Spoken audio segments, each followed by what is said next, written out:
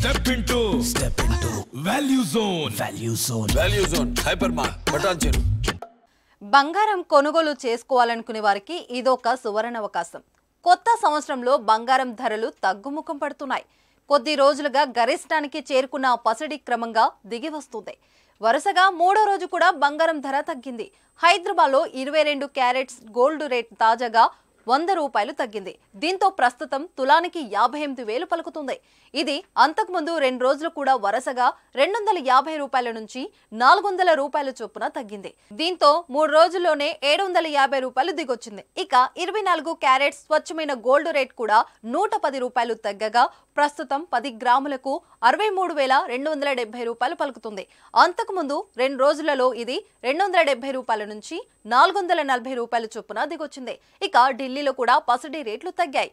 22 carrots 10 గ్రాముల బంగారం ధర 100 రూపాయలు తగ్గి 58,150 రూపాయల మార్కును చేరుకుంది. ఇక మరోవైపు 24 క్యారెట్స్ పసిడి ధర 130 రూపాయలు పడిపోయి 63,400 రూపాయలకు చేరుకుంది.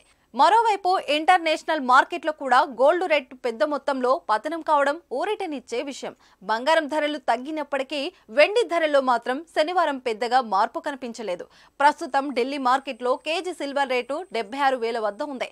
ఇక అంతకుముందు 2 రోజుల్లో 300 రూపాయల నుంచి 2,000 రూపాయల చొప్పున పడిపోయింది. హైదరాబాద్ మార్కెట్లో కూడా 78,000 వద్ద స్థిరంగా ఉంది.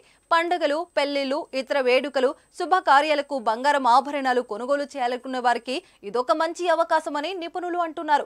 గత ఏడాది బంగారం ధరలు చుక్కలు చూపించాయి. వరుసగా పెరుగుతూ సామాన్యుడికి అందనంత దూరం అయిపోయాయి. ఇప్పుడు కిందకు దిగడం కాస్త ఊరటనిచ్చే అంశం.